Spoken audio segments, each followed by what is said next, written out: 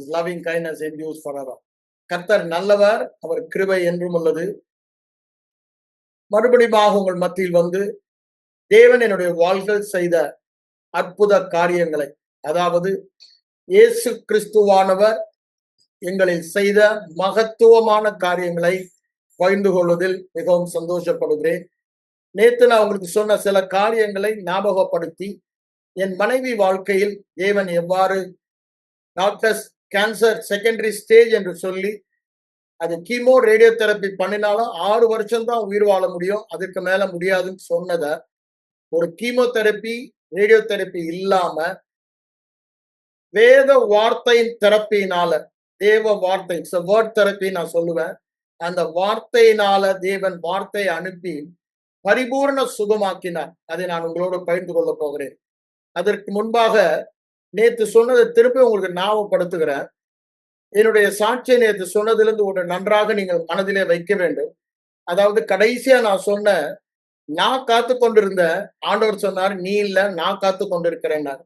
இப்போ உங்கள் ஒவ்வொருவரையும் குறித்து ஆண்டவர் அதான் சொல்றார்.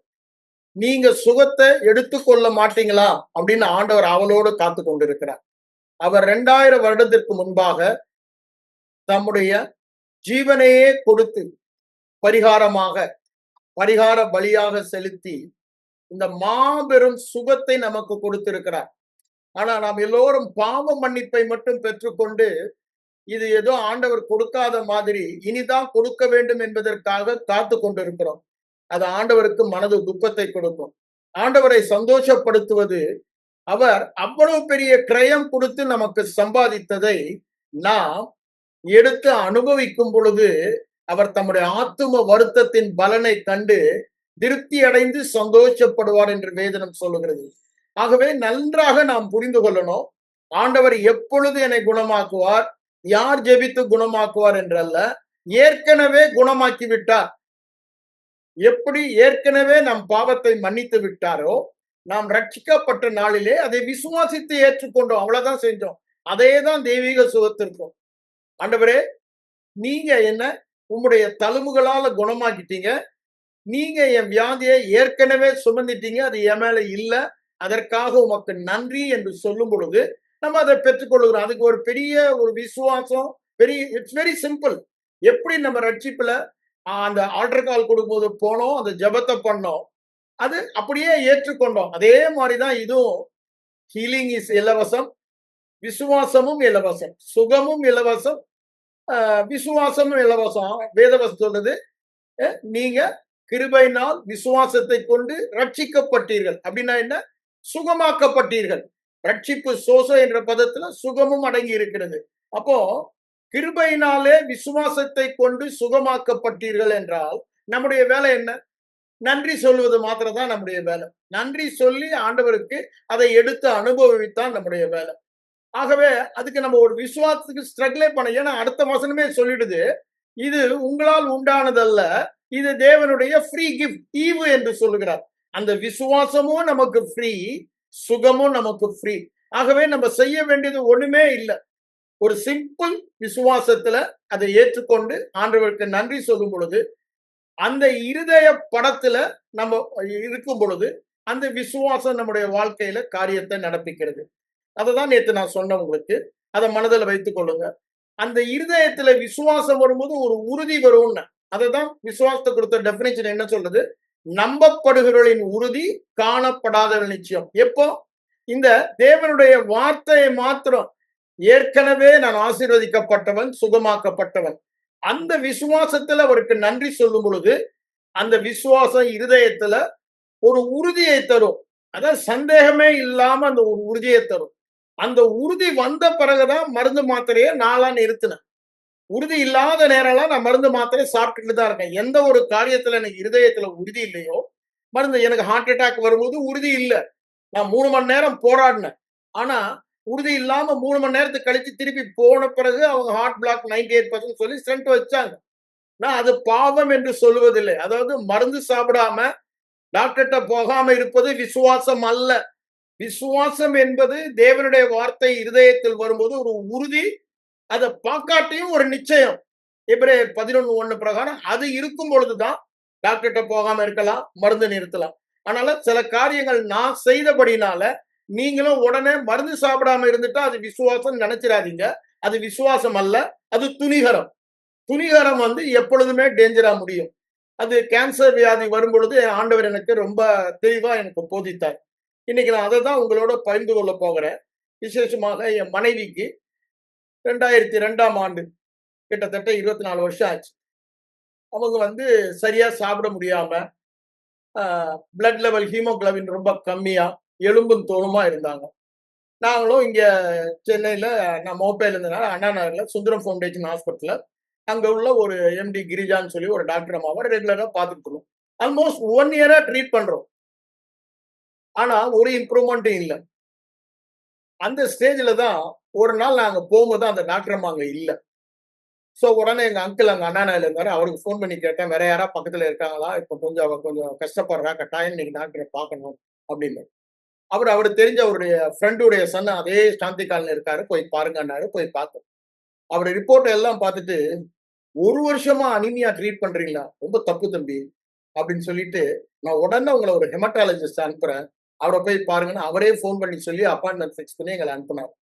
அவரு போய் தரோவா டெஸ்ட் பண்ணிட்டு தான், "இது உங்க மோஷன்ல ரெகுலரா ரத்தம் போயிட்டு இருக்கு. உங்க ஸ்டொமக்ல ஏதோ ப்ராப்ளம் இருக்கு." அப்படின்றத முதல்ல அவர் ஐடென்டிஃபை பண்ணாரு. அதுக்கப்புறம் அவர் ரெஃபர் பண்ணி ஒரு கேஸ்ட்ரோ போய் பார்த்தோம். அவங்க எல்லாம் ஸ்கேன் பண்ணி எல்லாம் பார்த்து கடைசியில பெரிய குரோத் இருக்கு வயித்துல. அதனால அத சர்ஜரி பண்ணி தான் ரிமூவ் பண்ணணும்.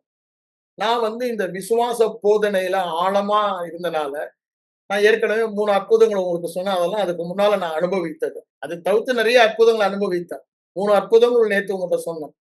அதனால நான் அதுல உறுதியா இருந்தேன். ஆண்டவர் அவள சுகமாக்கிட்டாரு அப்படின்றதுல நான் ஒருமா அது பண்ணவே இல்ல. ஆனா நாளுக்கு நாள் அவ மோசமாயிட்டு இருந்தா. ஒரு தடவ ரொம்ப மோசமாயி அவளுடைய முதுகு வலி, வயிறு வலி பெயின் தாங்காம துடிக்கிறா. ஆனா அன்னைக்கு மிட் நைட் என்ன பண்ணேன்னு எங்களுக்கு தெரியல. ஆனா அன்னைக்கு சண்டே மார்னிங் நான் போன சர்ச்சுல நிர்வா ஜெயராஜன்றவங்க வந்து ஜெபராஜன்றவங்க ஒரு மெசேஜ் குடுத்தாங்க.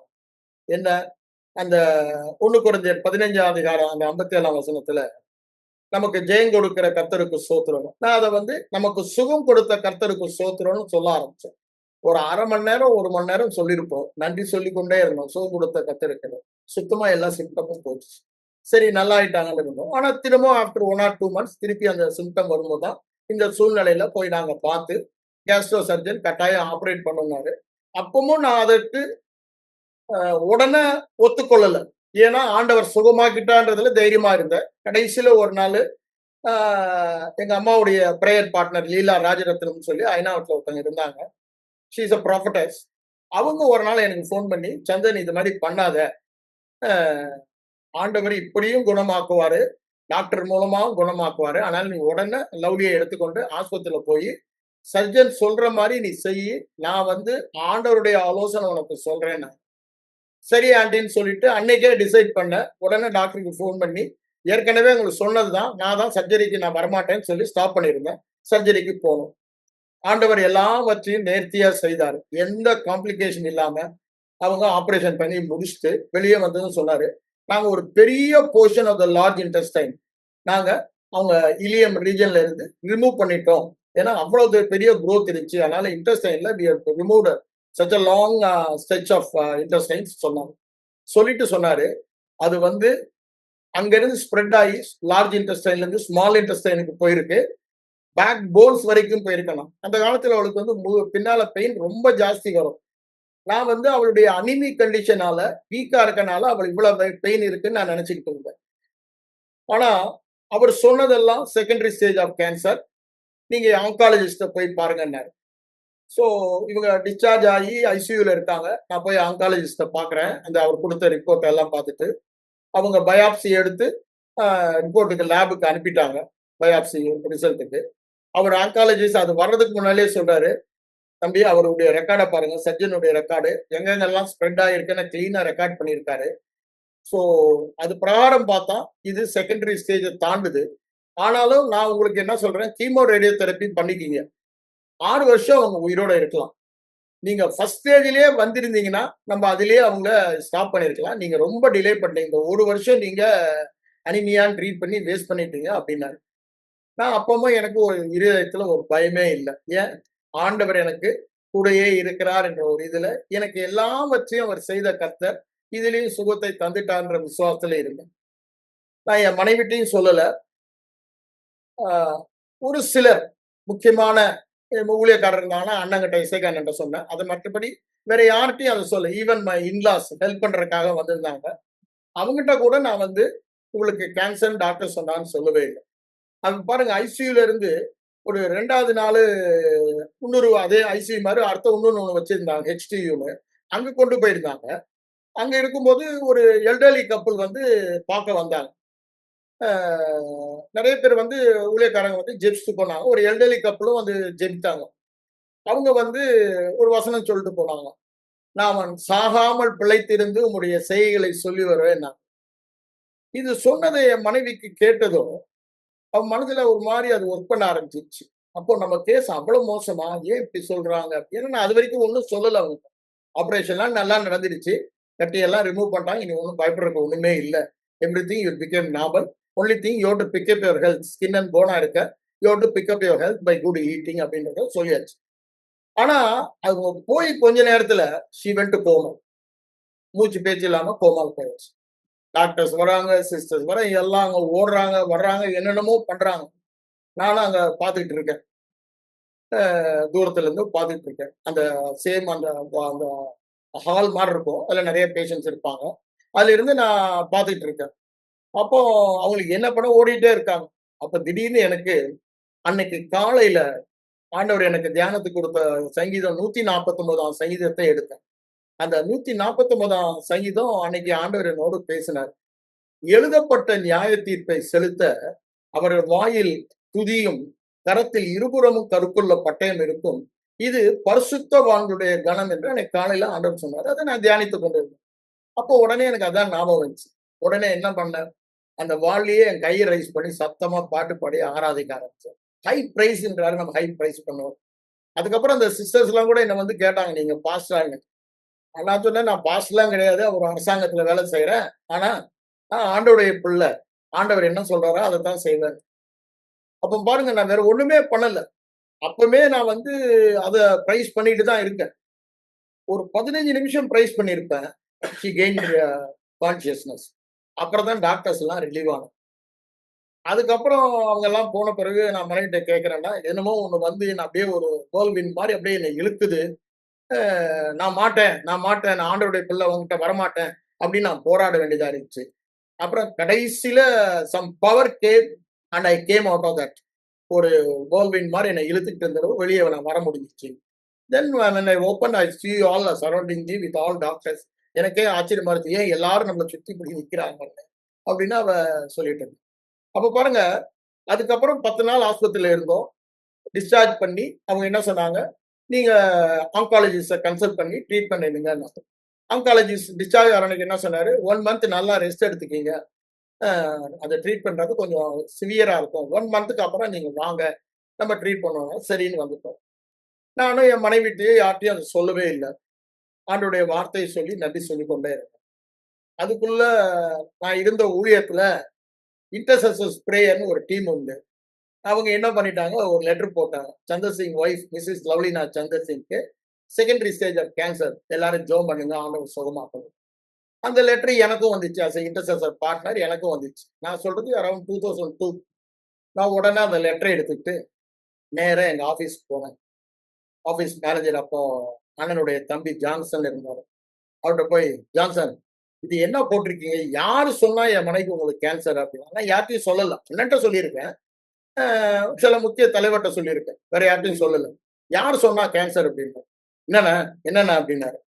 "அவளுக்கு கேன்சர்ன்னு யார் சொன்னா?" "பிசாசு சொன்னான். டாக்டர் சொன்னான். உலகம் சொல்லுச்சு. ஆனா எங்க ஆண்டவர் என்ன சொன்னாரு? ஷி இஸ் ஆல்ரெடி ஹீல்டுன்றாரு. நீங்க மாத்தி போட்டீங்கன்னா என்ன அர்த்தம்? எங்க ஆண்டவர் சொல்றத நீங்க சொல்லணும். அப்ப என்னென்ன பண்ணணும்னு?" நான் சொன்னேன், "இயேசுவின் தழும்புகளால் அவர்கள் குணமானார்கள். நன்றி சொல்லுவோம்ன்னு போடுங்க. அப்படி வேணா போடுங்க. அவளுக்கு கேன்சர் நீங்க சொன்னீங்கன்னா, பிசாசோட ஆமோதிக்கிறீங்க. நம்ம எல்லாம் அப்ப எல்லாரும் என்ன சொல்லுவாங்க? சந்தர் சிங் ஒய்ஃப்க்கு லவ்லினாக்கு கேன்சர். நம்ம எல்லாரும் ஜெயிப்போம்." அப்ப சொல்ல, சொல்ல, சொல்ல பிசாசோட ஆமோதிக்கும்போது, அவனுடைய பவர் அண்ட் அதிகாரம் அங்க வருகிறது. நம்ம யாரு கூட ஆண்டவருடைய வார்த்தையோட ஒத்து போனோம்னா ஆண்டவருடைய அதிகாரத்துக்கு கீழே நம்ம வரோம். பிசாசின் வார்த்தை, ஏன் பிசாசின் வார்த்தைன்னு சொல்றேன்? அது உண்மைதான். நீங்க எல்லாம் சொல்றீங்க சரீரத்தில் வியாதி இருக்குது, உண்மைதானே? அது உண்மைதான், நான் இல்லைன்னு சொல்லல. ஆனா சத்தியத்துக்கு எதிர்மாறாத எதுவா இருந்தாலும் அது பொய் தான். அது சந்தேகமே கிடையாது. It may be a fact, no doubt about it. But வேத வசனத்தின்படி அதுதான் சத்தியம். உம்முடைய வசனமே சத்தியம். யோவான் 17:17 ஆண்டவர் சொல்றாருல்ல, உம்முடைய வசனமே சத்தியம். அந்த சத்தியத்துக்கு புறம்பானதெல்லாம் பொய் தான். அதனாலதான் நான் சொல்றேன், அதை போடாதீங்க, எடுத்துருங்க. ஆண்டவர் என்ன சொல்றாரு? குணமாக்கிட்டேன்றாரு. இப்ப நம்முடைய வேலையெல்லாம் அவர் குணமாக்கிட்டாரு, நன்றி சொல்ல வேண்டியதான். இந்த கேன்சர்ன்ற பேரே எடுங்க. அவங்களுக்கு இருந்த பிரச்சனையில இருந்து ஆண்டவர் அவங்கள சுகமாக்கிட்டாங்க, நன்றி சொல்லுவாங்க. அதே மாதிரிதான் போட்டாங்க. அதுக்கப்புறம் இந்த 1 மாசம் ஆயிடுச்சு. அப்ப எனக்கு ஒரே டைலமா. சில என்னோட பேசினவங்கலாம் கட்டாயம் நீங்க ட்ரீட்மெண்ட் எடுக்கணும்ன்றாங்க. எனக்கு மனசுக்குள்ள அந்த எண்ணமே இல்ல. ஆனாலும் என் மனைவிட்ட மெதுவா சொல்றேன். இன்னும் ஒரு 2 நாள்ல நாங்க போனோம். இது மாரிம்மா டாக்டர் சொன்னாரு, இது கேன்சர்ன்னா. உடனே அப்செட் ஆயிட்டோம். எனக்கு கேன்சரா? ஏன் கேன்சர்ன்னு ஆரம்பிச்சேன். நான் சொன்னேன், ஏன்ற கேள்வி எல்லாம் நமக்கு கிடையாது. ஆண்டவர் வந்து ஏற்கனவே சுகமாகிட்டாரு. அதனால நம்ம இப்ப நான் சொன்னது டாக்டர் சொன்னத சொல்றேன். ஏன்னா நம்ம டாக்டர்ட்ட இப்ப போப்போறோம். அவர் உன்ட்ட இத சொல்லுவாரு. அதுக்கப்புறம் நம்ம என்ன பண்ணணும்னு பார்ப்போம். ஆண்டவர் நம்மள வழி நடத்துவாரு. நான் அத ஜெபிச்சுட்டு இருக்கேன்னு சொல்லிட்டு, கூட்டிட்டு அந்த ஆங்காலஜிஸ்ட்ட போறேன். போய் பார்த்தா, அங்க வெயிட் பண்றவங்க ஒவ்வொருத்தரையும் பார்க்குறேன். என் மனசுல அப்படியே ஒரு இது. ஒருத்தர் முகத்துல கூட ஒளி இல்ல. ஒரு சந்தோஷம் இல்ல. தலையில உள்ள முடியெல்லாம் உளுந்து, எலும்பும் தோலுமா படுதாம இருக்கான். அப்ப எனக்குள்ள ஒரு எண்ணம், "நீ இங்க உட்கார வேண்டியவன்ல, நீ ஏன்டா இங்க வந்து உட்கார்ந்திருக்க? உனக்கு சம்மந்தம் இல்லாத இடத்துல நீ வந்து" அந்த ஒரு எண்ணம் எனக்குள்ள ஓடிக்கொண்டே இருக்குது. எங்க டர்ன் வந்தது. உள்ள டாக்டர போய் பார்த்தோம். அவர் என்ன சொன்னாரு, "திரும்பியும் ஒரு தடவ நீங்க ஸ்கேன் எடுங்க. ஒரு 2 மாசம் ஆயிடுச்சு ஸ்கேன்லாம் பண்ணி. திருப்பியும் ஸ்கேன் பண்ணிட்டு வாங்க. நான் கீமோ ரேடியோதெரபி புரோகிராம் போட்டு உங்களுக்கு தரேன்னு." சரின்ட்டு வந்துட்டோம்.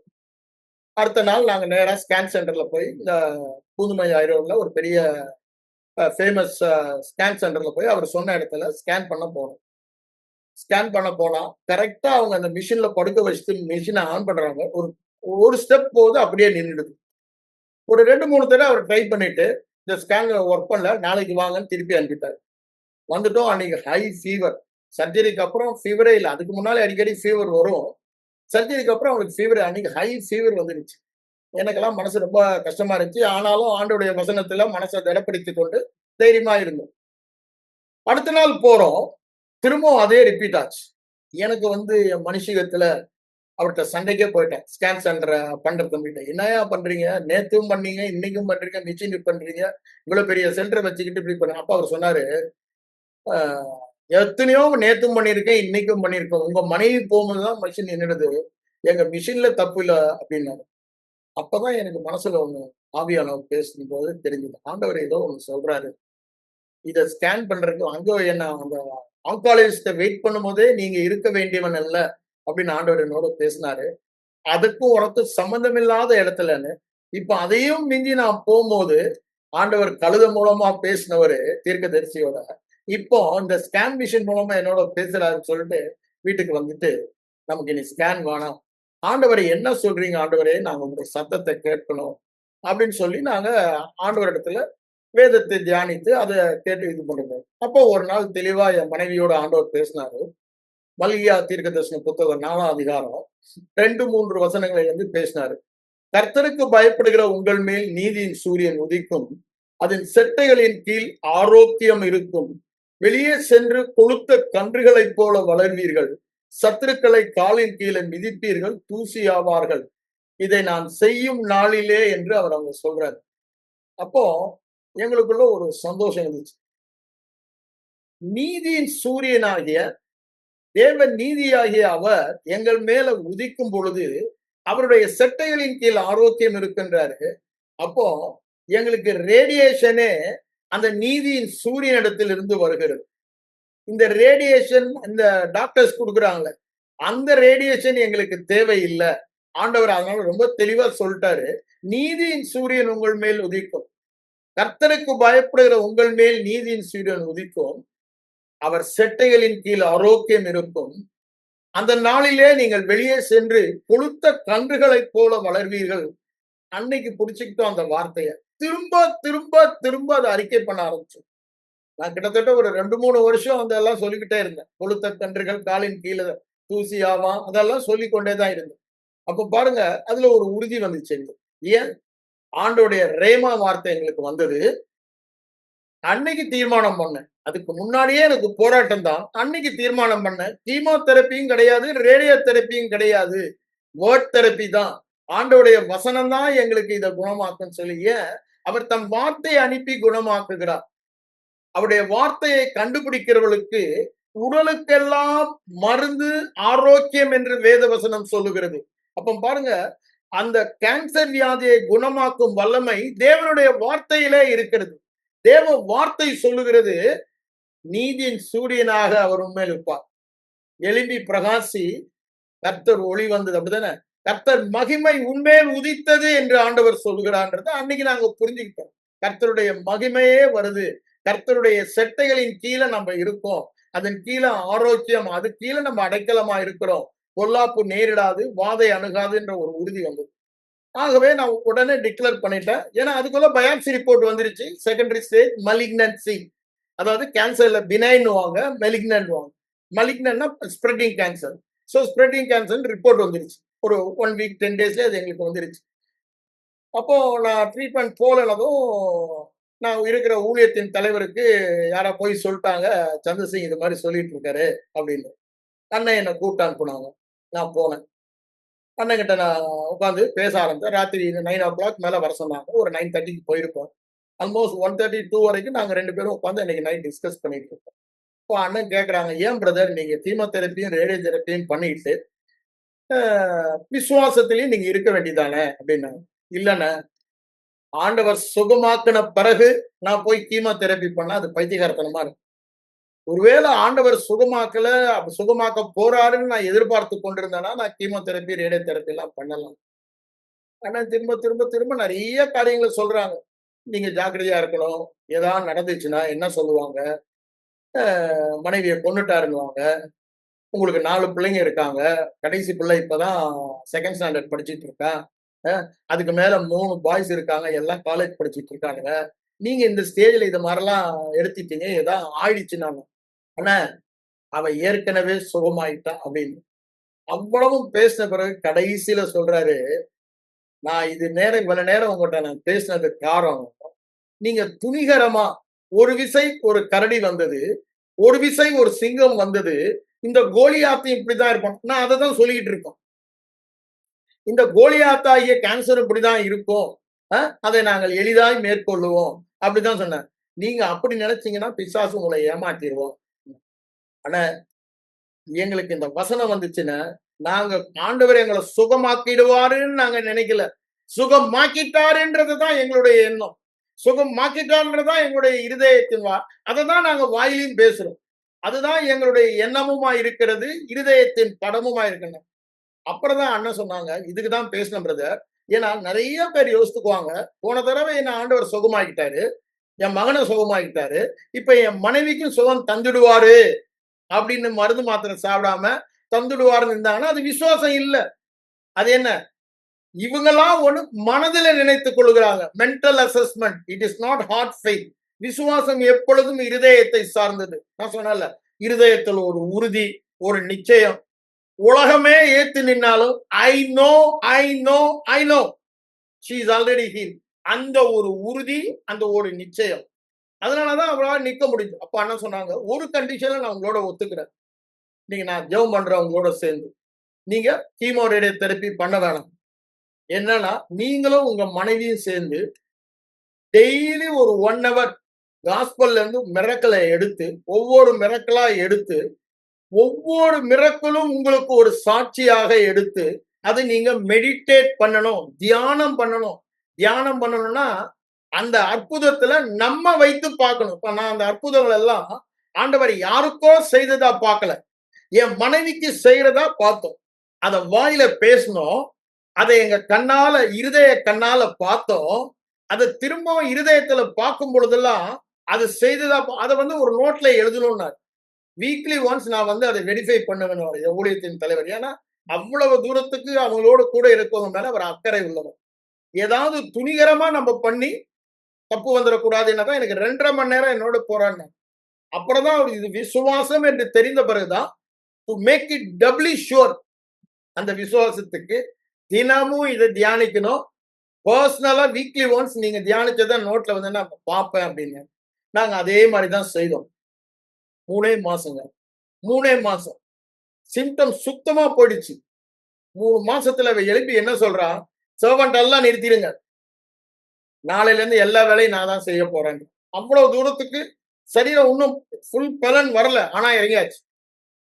அந்த சுகம் வந்தது. அந்த ஸ்டேஜ்ல நாங்க பண்ணதெல்லாம் பாருங்கன்னா, இந்த டோடி ஆஸ்டின் புக் ஒண்ணு படிச்சோம். Healed of cancer. அதாவது ஜோயல் ஆஸ்டினுடைய மதர்.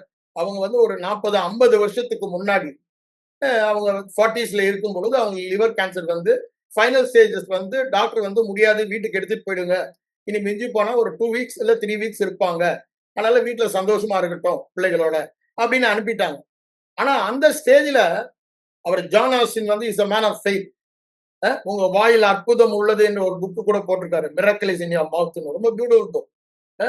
அவங்களுடைய மனைவியா இருந்தபடினால அவங்களுக்கு அந்த விசுவாசத்துல என்ன சொல்லிட்டாங்க, வீட்டுக்கு வந்ததும் எல்லாரும் வந்து நீங்க ஒண்ணும் பண்ண வேணாம், படுத்திடுங்க அப்படி இப்படின்னு ரொம்ப கவனிக்க அவங்க சொல்லிட்டாங்க, தயவுசெய்து என்கிட்ட யாரும் அது மாதிரி பேச வேணாம், ஆல்ரெடி ஐ எம் ஃபீல், என்ன சுகமானவனா நீங்க பாருங்க, நான் என்ன சுகமானவளா தான் பாக்குறேன். அதற்கு உதவி செய்யறதுக்கு அவங்க என்ன பண்ணாங்க, அவங்க வாலிப நாட்கள கல்யாண நாட்கள சந்தோஷமா இருந்த போட்டோஸ் எல்லாம் எடுத்து காப்பீஸ் எடுத்து அவங்க ஃப்ரிட்ஜ்ல, கிச்சன்ல, அவங்க பெட்ரூம்ல, ஹால்ல, ஏன் ஈவன் இந்த ரெஸ்ட் ரூம், அவங்க எங்க போனாலும் அந்த படம், இப்ப இருக்க படம் வியாதியா நொந்து போய் எலும்பும் தோலுமா இருக்காங்க, அந்த படத்தை நான் பார்க்க வேணாம்னு சொல்லி கண்ணாடியில கூட ஒட்டிட்டாங்க. அவங்க பார்த்ததெல்லாம் அவங்க ஹெல்த்தியா இருக்கிறத பார்த்தாங்க. ஏன் அவருடைய தழும்புகளால் குணமானீர்கள் ஆண்டவர் சொல்றாரு, நான் குணமானா எப்படி இருப்பேன்னு என்ன பார்க்க சொல்றாரு, அது உன் கண்களை விட்டு பிரியாது இருப்பதாகன்றாரு நீதிமொழிகள் 4:21. அவ அந்த பார்வை எனக்கு வேண்டும்னு அவங்க பார்க்க ஆரம்பிச்சாங்க, நாங்களும் அப்படித்தான் பார்க்க ஆரம்பிச்சோம். அதான் நான் ஏற்கனவே நேற்று சொன்னேன், 3 காரியம் கிறிஸ்தவ வாழ்க்கையில முக்கியம். இந்த தெய்வீக சுகத்தில் வியாதி இல்லாம நீங்க என்ன கேட்கறீங்க, கேட்கறதுனால உங்களை பற்றிய இருதய படம் என்ன, அதனால நீங்க வாயில என்ன பேசுறீங்க, நீங்க காது கேட்க என்ன சொல்றீங்களோ அப்படிதான் நடக்கும்னு சொல்லிட்டாரு ஆண்டவர். நம்ம என்ன ஆகும் 14:24 படிக்கிறோம். இங்க மார்க் 11:23 சொல்றாரு, நீ சொன்னபடியே ஆகும்ன்றாரு. நீ கேன்சர் கேன்சர் கேன்சர் சொன்னா கேன்சர் தான் இருக்கும், எனக்கு வலிக்குன்னா வலிதான் இருக்கும். ஆனா நம்ம ஏன் அதுதானே இருதயத்தின் படம். இருதயத்துல எனக்கு வலிக்குன்ற படம் இருந்துச்சுன்னா அதுதான் பேசுவேன். ஆனா வேத வசனம் இருதயத்துல இருந்துச்சுன்னா, இந்த வலியை இயேசு சிலுவையில சுமந்துட்டாரு, இந்த வியாதியை இயேசு சிலுவையில சுமந்துட்டாரு, அவருடைய தழும்புலால் நான் குணமாயிட்டேன், இதை நான் கேட்டா என் இருதயத்துல அந்த படம் தான் இருக்கும். அப்போ யார் என்ன சொன்னாலும், டாக்டர் சொன்னாலும் சரி, மற்றவங்க சொன்னாலும் சரி, சயின்ஸ் சொன்னாலும் சரி, இருதயத்துல நான் என்ன படமா என்ன பாக்குறேனோ அதன்படிதான் நான் வாழ்வேன்னு ஆண்டவர் சொல்லியிருக்காரு. அப்போ அதனாலதான் சொல்ல திரும்ப திரும்ப நீங்க என்ன கேட்கிறீங்கன்றது ரொம்ப முக்கியம். இப்ப நீங்க வாயில பேசுறதா நிறைய கேட்பீங்க, அதனாலதான் நாங்க எடுத்த தீர்மானம் வியாதியை பேசவே மாட்டோம். அதனாலதான் இன்னைக்கு அவ்வளவு தூரத்துக்கு நான் இருக்கிற ஊழியத்துல அந்த இன்டர்செஷன் பிரேயருக்கு அனுப்பின அந்த மேனேஜர் கூட போய் நான் சண்டை போட்டேன். ஏன் அது தவறான வார்த்தை, 4 பேர் வாயில அது வரக்கூடாது. அதனாலதான் நான் யார்கிட்டயும் அதை சொல்லல. என்னுடைய மாமியார் மாமனாருக்கெல்லாம் கூட ரொம்ப நாட்களுக்கு அப்புறம் தான் சொன்னேன் நான். நல்ல சுகம் அடைஞ்ச பிறகுதான். அது வரைக்கும் ரொம்ப பேர் கேட்டாங்க அந்த ஆஸ்பத்திரி ரிப்போர்ட்டை. ஆக்சுவலா எங்க மதர்லாவுடைய சிஸ்டர் வந்து அவங்களுடைய ஹெட் நர்ஸ், கட்டாயம் பார்க்கணும் தலையில நின்னாங்க அந்த பீரியட்ல. காமிக்கவே மாட்டேன்ட்டேன். ஏன் அதை படிச்சுட்டா ஊர் ஃபுல்லா சொல்லுவாங்க, எல்லாருக்கும் ஒரு பயத்தை உண்டு பண்ணிடுவாங்க அவங்களுடைய சயின்ஸ் நாலேஜ். சொல்லவே இல்லை, அதை பேசினா. ஏன் இதை சொல்ல வரேன், எதை நம்ம பேசுறோமோ அதுதான் கேட்போம், எதை நம்ம கேட்கிறோமோ அதுதான் விசுவாசம், இருதயத்தின் படம். அந்த படத்தின்படிதான் திருப்பியும் பேச ஆரம்பிச்சு அது மாதிரிதான் நம்ம வாழுவோம் வேத வசனம் சொல்லுவோம். அதனாலதான் நாங்க அதுல உறுதியா இருந்தோம். இந்த பிரிசம்ஷன்ல நீங்க கட்டாயம் புரிஞ்சுக்கணும், அவருக்கு அற்புதம் செஞ்சாரு, எனக்கு கட்டாயம் செய்வாரு, பட்சபாதம் இல்லாத தேவன், நோ டவுட் அபவுட். ஆனா அதனால மருந்து மாத்திரையை நிறுத்த முடியாது. அவர் நிறுத்திட்டார், நான் நிறுத்தேன். உள்ளத்துல அந்த உறுதி நிச்சயம் வரணும். அசைக்கப்படாத உறுதி. சுகமாகிட்டேன். அப்புறம்தான் மருந்து மாத்திரையை நிறுத்தணும். அதுக்கு முன்னாடி போனீங்கன்னா அது துணிகரம், பிரிசம்ப்ஷன். அதாவது இருதயத்துல அந்த வார்த்தையின் வெளிச்சம் இல்ல. ஆனா நம்ம கிரியையில காண்பிக்கும். சில பேர் இருதயத்துல விசுவாசிப்பாங்க, கிரியையில செய்ய மாட்டாங்க. அது அவிசுவாசம். இது இருதயத்துல வார்த்தையே இல்ல. துணிகரமா நான் ஒண்ணு செய்ய போறேன்னு போவாங்க. எப்படி பார்வோனும் அவனு சேனையும் மோசேக்கு பின்னாடியே போச்சு துணிகரமா. எல்லாரும் அழிந்து போனாங்க. இஸ்ரவேல் ஜனங்களும் அந்த வேவுக்காரர்களுக்கு வந்து சொன்ன பிறகு, ஆண்டவர் சொன்ன பிறகு திருப்பி துணிகரமா போறாங்க. எனக்கு ஓட ஓட அடிக்கிறாங்க. அங்க துணிகரம்னே போட்டிருக்கும் வேதத்துல. அப்ப பாருங்க, துணிகரமா நம்ம எது செஞ்சாலும் அடிதான் வாங்குவோம். அதனால அதை மனசுல நல்லா வச்சுக்கீங்க. வேத வசனத்தை நம்ம வாயில பேசி நாம கேட்டு கேட்டு கேட்டு கேட்டு இருதயத்துல அந்த படம் வரணும். அதுக்கப்புறம் தான் அந்த விசுவாசத்தின் உறுதி நிச்சயம் மருந்துமாக்க நிறுத்தலாம். இது வேத வசனத்தை கேட்பதினால் வருகிற விசுவாசத்தினால் பெறுகிற சுகம். அடுத்த சுகம் சொல்லுகிறது இருக்கு, நான் இல்லைன்னு சொல்லல. சபையில் ஒரு வியாதிப்பட்டால், நான் சொன்னல பாண்டிச்சேரியில் இருக்கும்போது எனக்கு சர்வைக்கல் ஸ்பாண்டிலோசிஸ், சபையின் மூப்பனை வரவழைப்பானாக. அப்போ நம்முடைய விசுவாசம் பலவீனமா இருக்கும்போது அத மாதிரி ஜெபித்து நம்ம சுகத்தை பெறலாம். ஆனா த பெஸ்ட் மெத்தட் என்ன கேட்டீங்கன்னா, தேவனுடைய வார்த்தை. ஏன்? It's a permanent healing. வேற யாராவது ஜெபித்து நம்ம பெற்றோம்னா திரும்பி வரும் பொழுது சிம்டம் வந்துருச்சுன்னு வச்சீங்களேன், ஐயோன்னு பயந்துருவாங்க. ஆனா வேத வசனம் மூலம் பெற்றவங்க, பிசாச என்கிட்ட வந்து ஏமாத்துறியா, உன் பொய் எடுத்துட்டு போடா, உனக்கு எனக்கு என்ன சம்பந்தம், ஐ எம் ஆல்ரெடி ஹீல், நீ இந்த ஃபால் சிம்டம்ஸை வச்சு என்னை ஏமாத்த முடியாது, எழுதியிருக்கிறதே எழுதியிருக்கிறதே எழுதியிருக்கிறதேன்னு சொல்லி அவனை மேற்கொள்ள முடியும். அதை தான் நம்ம செய்ய முடியுதோ பார்க்கலாம். அது ஏன் சொல்ல வரேன்னா, எந்த ஒரு காரியத்தை நாம் அதிகமாக கேட்கிறோமோ அதுதான் நம்முடைய இருதய விசுவாசமாகும். அந்த இருதய விசுவாசத்தின்படிதான் பேசி நம்ம செயல்படுவோம். அதனால நீங்க கேட்கிறது முக்கியம், பேசுகிறது முக்கியம். ஏன்?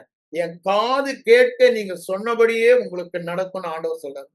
நீ சொன்னபடியே ஆகும் என்றார். மரணமும் ஜீவனும் நாவின் அதிகாரத்தில் இருக்கிறது. அதை விரும்புகிறவர்கள் அதன் கனியை புசிப்பார்கள் ஆண்டவர் சொல்றாரு. அநேக வசனம் உண்டு. நான் உங்களோட பிரசங்கம் பண்ண வரல. நான் ஆண்டவர் எனக்கு கொடுத்த சத்தியத்தை உங்களோட பகிர்ந்து கொள்கிறேன். எப்படி குணமாக்கினாரு.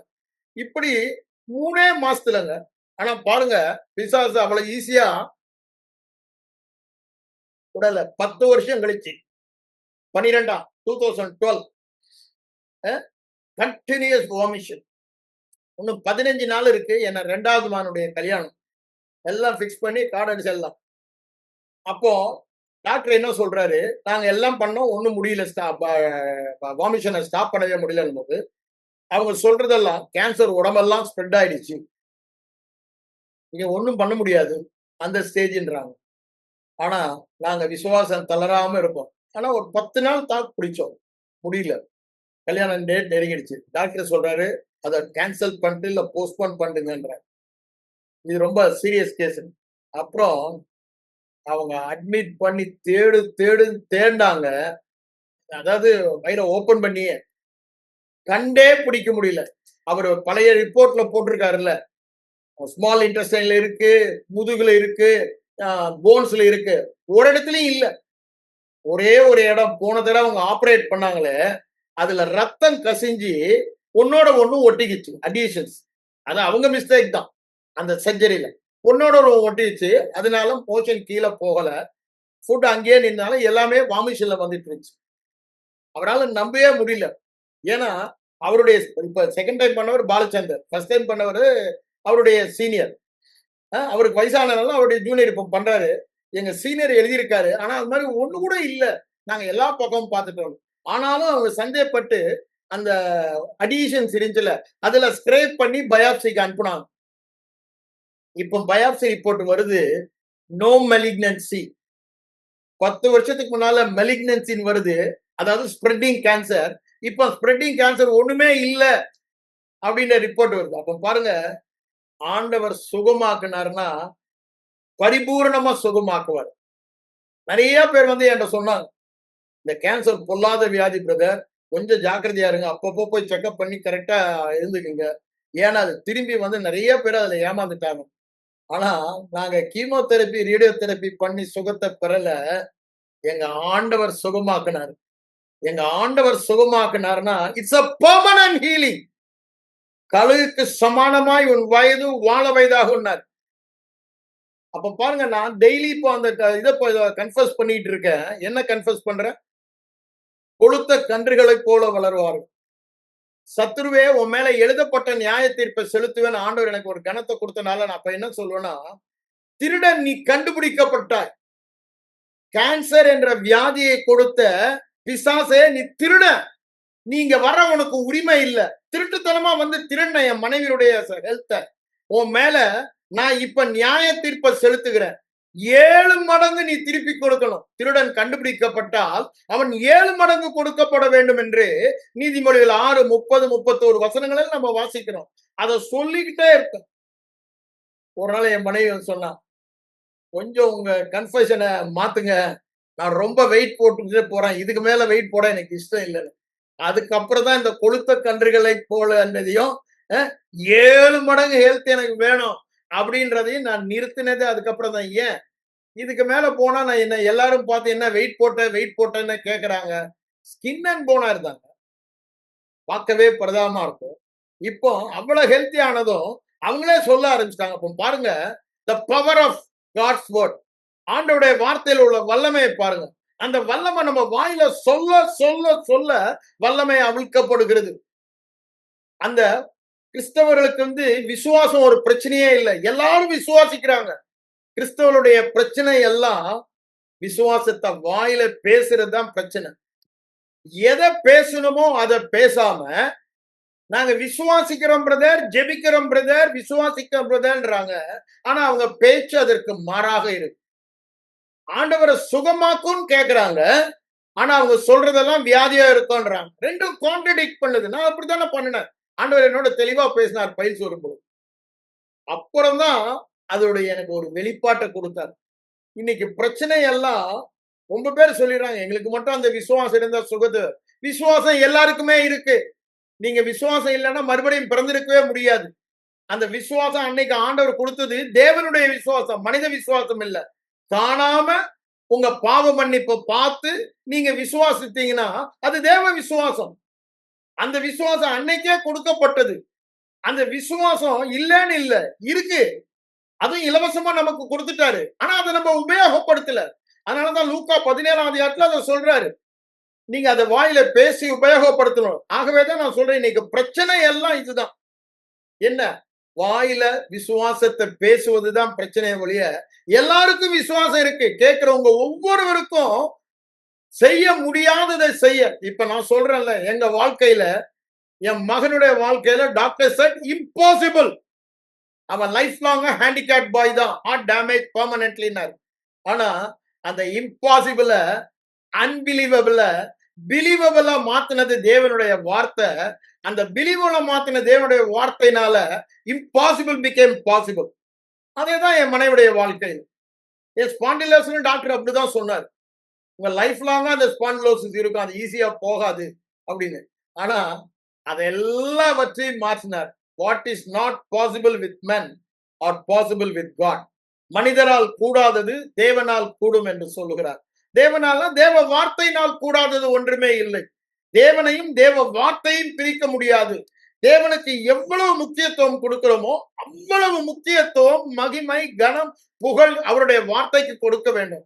அதனாலதான் 136 சங்கீதத்தில் அவர் சொல்றாரு, சகல பிரஸ்தாபத்தை பார்க்கிலும் உம்முடைய வார்த்தை, above your name, உடைய நாமத்தை விட அதிகமாக நீர் மகிமை. அவர் அவ்வளவு தூரத்துக்கு மகிமைப்படுத்தினார்னா நம்ம எவ்வளவு தூரத்துக்கு அவருடைய வார்த்தையை மகிமைப்படுத்தணும். அவருடைய வார்த்தையை மகிமைப்படுத்தும் பொழுதுதான் என்ன பண்ணும், அதன் மேல ஒரு பிரியம் இரவும் பகலும் தியானமா இருக்கும். இதை நான் சொல்றேன் எல்லா பகுதியிலும்.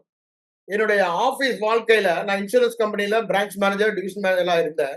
டிவிஷன் மேனேஜரா தூத்துக்குடியில, பாண்டிச்சேரியில, சென்னையில இருந்தேன். ஆனா ஒவ்வொரு வருஷம் பாத்தீங்கன்னா பெஸ்ட் டிவிஷன் அவார்ட் நான் தான் வாங்க. எல்லாருக்கும் ஆச்சரியமா இருக்கும். அங்க இருந்தாலும் நீ வாங்குற, தூத்துக்குடியில பாண்டிச்சேரியில இருக்கும்போது நீ தான் பெஸ்ட் டிவிஷன் மேனேஜர் அவார்ட், இங்க சென்னைக்கு வந்தாலும் நீ தான் வாங்குறேன். அதை நான் சொல்லுவேன், நான் என் வாயில இப்ப நான் செய்வதெல்லாம் வாய்க்கும், நான் செய்வதெல்லாம் வாய்க்கும். நான் செய்வதெல்லாம் வாக்கிய நான் இரவும் பகலும் வேத வசனத்தில் தியானமாய் இருக்கிற மனுஷன். என்னுடைய டேஸ்ட் இன்பம் எல்லாமே வேத வசனம் தான். அப்போ அதனால அந்த விசுவாசம் என் இருதயத்துல இருந்தது. அந்த விசுவாசத்துல நான் எது செய்தாலும் ஆசீர்வாதமாயிருக்கு. அப்படியே மாத்திரம் இல்ல, பொருளாதாரத்திலையும் பாருங்க. நான் ஈரோடுல வேலை செய்யும் போது அந்த பாஸ்டர் என்ன ரொம்ப கன்சர்னா தான் சொல்லுவாரு. சந்திரசேகர், நீங்க இப்படியே இருந்தீங்கன்னா, அப்ப நான் பிரான்ச் மேனேஜர் இருக்கேன், உங்க பிள்ளைகளுக்கு ஒண்ணுமே கிடையாது, நீங்க எதுவுமே சேர்த்து வைக்க மாட்டீங்க, எல்லாத்தையும் அப்படி அப்படியே கொடுத்துருவீங்க, ஒரு மாசமும் ஒரு சேவிங் கிடையாது, ரிட்டையர்ட் லைஃப்ல என்ன பண்ண போறீங்க, உங்களுக்கு கொடுத்தா எனக்கு கவலையா இருக்கு. அதே இது நான் ரிட்டையர் நான் வாலண்டரி ரிட்டையர்மெண்ட் 7 எடுத்துட்டேன் 53 வயசுலயே. ஒரு தடவை என் வீட்டுக்கு வந்தாரு, ரொம்ப ஆச்சரியப்பட்டார். நான் ரொம்ப உங்களை பத்தி வித்தியாசமா நினைச்சேன், நல்லா வசதியா இருக்கீங்களே, இவ்வளவு தூரத்துக்கு ஆண்டவர். அதான் சொன்னேன், ஆண்டவரு சம்பாதிப்பதற்கான பலனை தருபவர், ஐஸ்வர்யத்தை சம்பாதிப்பான பலனை தருவார். சும்மா 1.5 லட்சத்துக்கு ஒரு லேண்ட் வாங்கினேன். அத ஆண்டவர் திடீர்னு ஒரு நாள் ஒரு ஆளை அனுப்பி என்கிட்ட வாங்க 4 கோடிக்கு வந்து வாங்கினாங்க. யோசித்து பாருங்க, எப்படி ஒரே நாள்ல என்ன கோடீஸ்வரர் ஆக்கும். நான் வேலையை ரிசைன் பண்ணும்போது என் pension amount was very small. எல்லாரும் ஆச்சரியப்பட்டாங்க, என்ன பண்ண போறேன்னு. ஆனா நான் அதை பத்தி ஒரு நாளும் கவலைப்பட்டதே இல்லை. வேற எந்த சோர்ஸ்லயும் நான் பணம் வாங்கினதே இல்லை. ஆனா ஆண்டவர் என்ன பண்ணாரு, ஒரே நாள்ல. ஆண்டவரால செய்ய முடியாததுன்னு ஒண்ணுமே இல்லை. ஒண்ணும் இல்லாதவன பிரபுக்களோடு உட்கார வைக்கிறவர். அவர் எந்த லெவலுக்கும், அது பைனான்ஸா இருக்கலாம், மற்ற எந்த ஒரு காரியமா இருக்கலாம். பையனுடைய படிப்புல நான் சிஸ்டருக்கு தெரியும், நான் சாட்சி சொல்லியிருக்கேன். அவன் வந்து ஒழுங்கா தான் இருந்தான். காலேஜ் சேர்ந்த பிறகு கொஞ்சம் கெட்டு போய் பசங்களோட கடைசி செமிஸ்டர் 4th இயர் எழுதும்போது 18 சப்ஜெக்ட் எழுதணும். ஹெச்ஓடி சொன்னார், அது முடியாத காரியம், 4 நாளா எழுத சொல்லுங்கன்னாரு. இருக்கிறது இன்னும் 2.5 மாசம். நான் ஆண்டுடைய வசனத்தெல்லாம் எடுத்து அவனுக்கு எழுதி கொடுத்தேன். இதை டெய்லி நீ கன்ஃபர்ஸ் பண்ணு. என் கண்ணு முன்னால படி. 2.5 மாசம் எங்கேயும் குரூப் ஸ்டடி, ஃப்ரெண்ட்ஸ் யாரும் கிடையாது. வீட்டுல என் கண்ணு முன்னால படிக்கிறேன்னு உட்கார வச்சேன். அதே மாதிரி அவன் கன்ஃபர்ஸ் பண்ணா. கன்ஃபர்ஸ் பண்ணவன நான் வந்து அது வரைக்கும் பார்க்காதவன் இப்ப கவனித்து பார்த்து அவனை படிக்க வச்சேன். ஒரே அட்டம்ப்ட்ங்க, 2.5 மாசம். 4 வருஷம் முடியாதத செகண்ட் இயர்ல இருந்து எல்லா சப்ஜெக்டும் அவன் கேரி ஓவர் பண்ணிட்டே வரான். ஒரே அட்டம்ப்ட்ல அவ்வளத்தையும் முடிச்சான். எல்லாராலையும் அதை நம்ப முடியும். தேவனுடைய வார்த்தையில் அந்த வல்லமை இருக்கு. தினமும் அதை அவனை கன்ஃபர்ஸ் பண்ண வச்ச, morning evening night. See, the confession is our possession. It is already given. நமக்கு ஏற்கனவே கொடுத்துட்டாரு. அதை நம்ம பொசஸ் பண்ணோம். ஒரு வீடை வாங்கிட்டோம், அது we must take possession. வாங்கிட்டு அப்படியே பூட்டி வைக்கிறதுல அர்த்தம் இல்ல. We have to take possession. How we take possession? By confessing what God says. The power is in the God's word. So when you confess it, the faith comes in your heart. விசுவாசம் வாயில பேசும்போது இருதயத்துல வருது. அப்படிதான் அவனுடைய ஒன்றும் பெரிய ஞானவான இல்ல. அவன் ஞானவானா இருந்தா ஒழுங்கா எல்லா வருஷமும் பாஸ் பண்ணியிருப்பான். ஆனா பாருங்க, தேவனுடைய ஞானம் தானியேலுக்கு இருக்க அதே 10 மடங்கு சாமர்த்தியத்தை கொடுத்தாரு. கிறிஸ்துவே என் ஞானமானார். இதெல்லாம் அவனுக்கு எழுதி கொடுத்தேன். இது பார்க்கிறவர்கள் கண்களுக்கு ஆச்சரியமா இருக்கும், இது கர்த்தரால் வந்தது என்று சொல்லுவார்கள். எல்லா வசனங்களையும் எழுதி கொடுத்து தானியேலை பத்தி சொல்றாருல, அவனுக்கு எல்லா விதத்திலும் had an excellent spirit. யோசேப்பை கொடுத்து இந்த வசனத்தை எல்லாம் எழுதி கொடுக்கிறேன். தானியேல்ல இருந்து யோசேப்பு, அந்த எக்ஸலன்ட் ஸ்பிரிட் எனக்குள்ள இருக்கு, நீ சொல்லு சொல்லு. அதே மாதிரிதான் அவன் வேலை செய்யும்போது திடீர்னு ஒரு நாள் எனக்கு போன் பண்றான். நார்த் இந்தியாவில் ஒர்க் பண்றான், படிச்சு முடிச்சுட்டு. அப்போ இது மாதிரி எனக்கு சிங்கப்பூர்ல ஒரு கம்பெனி வேலைக்கு இன்டர்வியூ வருதுப்பா, எனக்கு ஜெபிங்கப்பா. நான் சொன்னேன், சின்ன வயசுல இருந்து உனக்கு சொல்றது ஒண்ணுதான், நான் அப்பா ஜெபிக்கிறதுல உனக்கு ஒண்ணும் நடக்காது. ஆண்டவருடைய வேத வசனம் என்ன சொல்லுது? இரவும் பகலும் தியானமாயிரு, நீ செய்வதெல்லாம் வாய்க்குன்றாரு. நீ செய்வதெல்லாம் வாய்க்குன்ற வசனத்தெல்லாம் எடுத்து தியானிடான். இன்னும் 2 நாள் தான் இருக்கு இன்டர்வியூ போறான். வேதத்துல நீ எல்லா ரெஃபரன்ஸையும் எடு. வாட்ஸ்எவர் ஐ டூ வில் ப்ராஸ்பர்ன்றத எல்லாம் பழைய ஏற்பாடுல நிறைய வார்த்தை இருக்கு, எடுத்து எழுதி அதே தியானிச்சான். அதே மாதிரி அவன் செலக்ட் பண்ணி போனான். ஏன் இதை சொல்ல வர? வல்லமை எங்க இருக்குது? தேவனிடம், தேவனுடைய வார்த்தை. அந்த வல்லமை நம்ம இருதயத்துக்குள்ள போயிடுச்சுன்னா, the minute the power is released, sickness cannot be in our body, defeat cannot be in our body, poverty cannot be in our body. தரித்திரம் நமக்கு இருக்க முடியாது, தோல்வி நமக்கு இருக்க முடியாது, வியாதி நமக்கு இருக்க முடியாது. எல்லா பகுதியிலும் எப்பொழுதும் நம்மை வெற்றி சிறக்க பண்ணி அவருடைய நாமத்தின் அறிவின் வாசனை வீச பண்ணுகிற அந்த இடத்துக்கு வரும். எப்போ? இந்த வேத வசனத்தில் உள்ள விசுவாசம் நம்ம இருதயத்துக்குள்ள வரும் பொழுது. ஏன்? வேத வசனத்தில் இருக்கிறது தேவனுடைய விசுவாசம். அந்த தேவனுடைய விசுவாசம் வார்த்தை உள்ள வரும்போது நம்முடைய விசுவாசமா மாறுது. தேவன் ஒரு காரியத்தை எப்படி பார்க்கிறாரோ அப்படி நம்ம பார்க்க ஆரம்பிக்கிறோம். அந்த விசுவாசத்தை நம்ம பெற்றுக் கொள்கிறோம். கொஞ்சம் யோசித்து பாருங்க. தேவ விசுவாசத்துல இருந்தனா தேவரக வாழ்க்கை வாழுவோம். மனிதரால் கூடாததை சர்வ சாதாரணமா செய்வோம். அந்த வாழ்க்கைக்கு தான் நம்ம தேவன் அழைத்து இருக்கிறார்.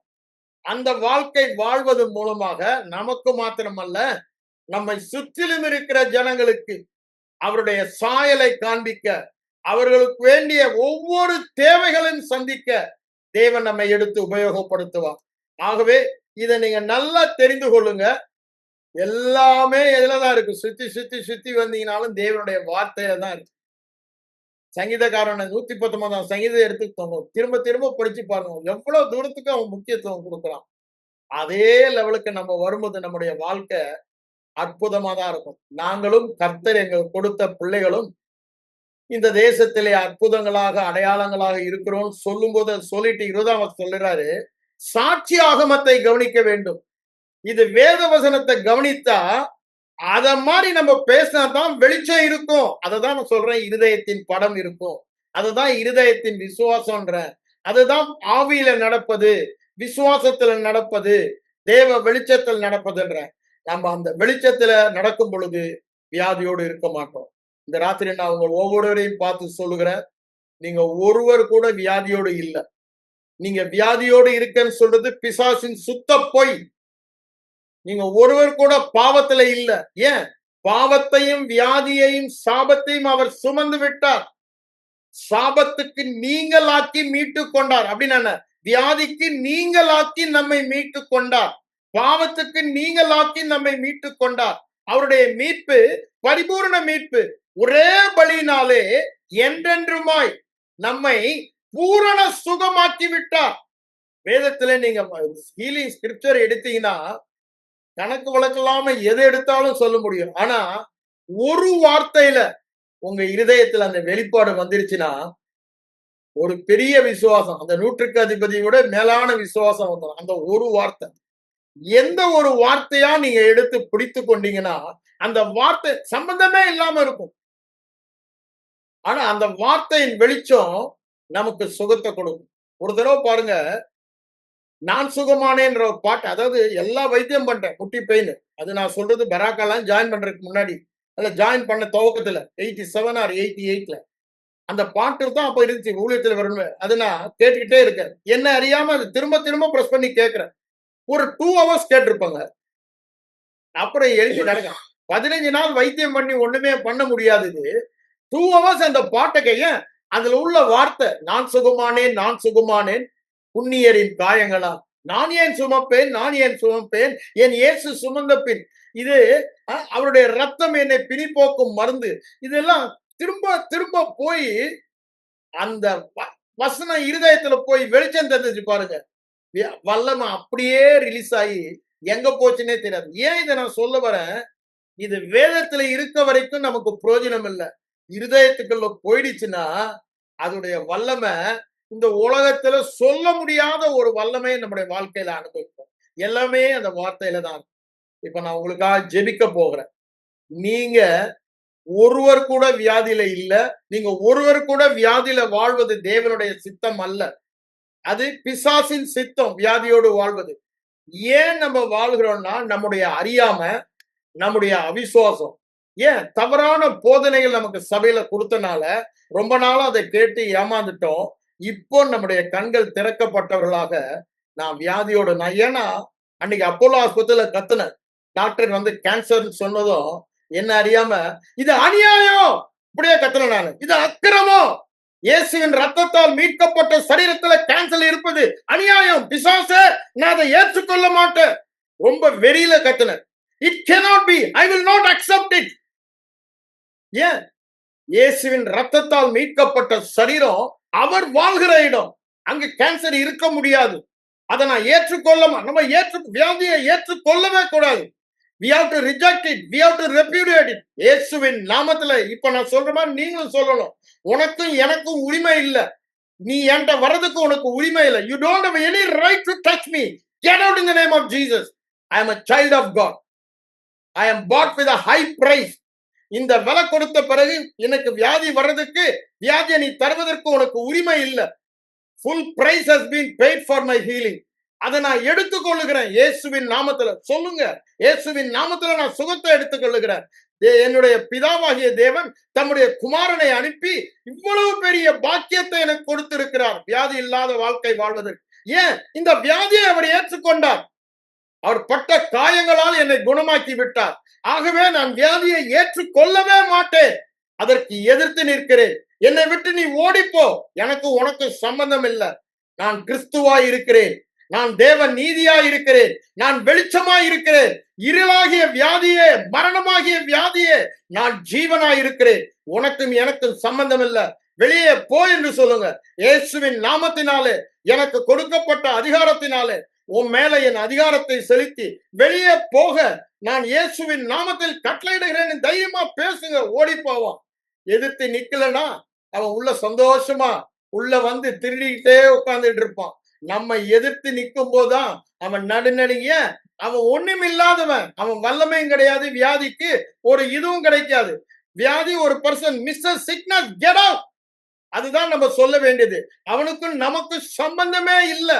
அவன் எப்படி உள்ள திருடனா வந்தானா, திருடனை பார்த்து வேடிக்கை பார்த்துட்டா இருப்போம். எதிர்த்து நிக்கணுங்க. ஆண்டவருக்கும் பிரியம் இல்லை, நமக்கும் பிரியம் இல்லை வியாதியில. அப்ப ஏன் அதை நம்ம சகிக்கணும்? சகிக்கவே கூடாது. பாவமும் வியாதியும் ஒரே மாதிரிதான் பார்க்கணும். பாவத்தை ஆண்டவர் அனுமதிக்க மாட்டாரு, வியாதியையும் ஆண்டவர் அனுமதிக்க மாட்டாரு. ஆகவே ஆண்டவர் அனுமதிக்கிறாலும் பொய். ஆண்டவர் வியாதி இல்லாம சுகமாய் வாழும் பொழுது, சுகம் பெறும் பொழுதுதான் அவருடைய நாமம் மகிமைப்படும். வியாதியில மகிமைப்படாது. ஆகவே ஏன் பிசாசு நம்ம தவறானதை விசுவாசிக்க வைத்து நம்முடைய கண்ணை குருடாக்கிட்டான். அவன் குருடாக்குறதுக்கு காரணம் நம்ம சத்தியத்தை விசுவாசிக்காதனால. விசுவாசித்தானா நம்ம கண்ணை அவன் குருடாக்க முடியாது. அவனுக்கு நாம் தான் இடம் கொடுக்கிறோம். அவனுக்கு எதிர்த்து நிற்க வேண்டும். அவன் நம்ம சொல்லும் பொழுது நம்முடைய வார்த்தைக்கு அப்படியே கீழ்ப்படிவோம். வேதம் அப்படித்தானே சொல்லுது. லூக்கா 17:6 பாருங்க. அந்த காட்டத்தின் மரத்தை பார்த்து பெயர்ந்து தள்ளுண்டு போய் என்று சொல்ல அது உங்களுக்கு கீழ்ப்படியும். மரமே கீழ்ப்படியும், கேன்சர் கீழ்ப்படியும். நான் அந்த 136 சங்கீதத்தை படிக்கும் பொழுது, அப்போலோ ஆஸ்பத்திரியில் இருக்கும் பொழுது இதுதான் டெய்லி சொல்லிக்கிட்டே இருப்பேன். பெரிய ராஜாக்களாகிய, எதிரியின் ராஜாவாகிய கேன்சரை அழித்தவரை துதியுங்கள், அவர் கிருபை என்றும் உள்ளது, அவர் நல்லவர், அவர் கிருபை என்றும் உள்ளது. கேன்சர் என்ற வியாதியை சிலுவையிலே அழித்தவரை துதியுங்கள். திரும்ப திரும்ப திரும்ப இவர்களை சொல்லி சொல்லிதான் என்ன பண்ண, ஏன் விசுவாசத்தை வளர்த்து கொண்ட. இது ஆண்டவர் ஏதோ செய்யறதுக்கு இல்ல, ஆண்டவர் செஞ்சிட்டாரு. ஆனா ஏன் விசுவாசத்தை நான் வளர்க்கணும், அதற்காக இந்த காரியங்கள்லாம் செய்த. இப்பொழுது கண்களை மூடி ஜெபிப்போம். நான் ஜெபிக்கும் பொழுது நீங்க ஒவ்வொருவரும் சுகத்தை பெற்று கொண்டீங்க. ஆகவே அந்த விசுவாசத்தில் தான் நான் ஜெபிக்கிறேன்.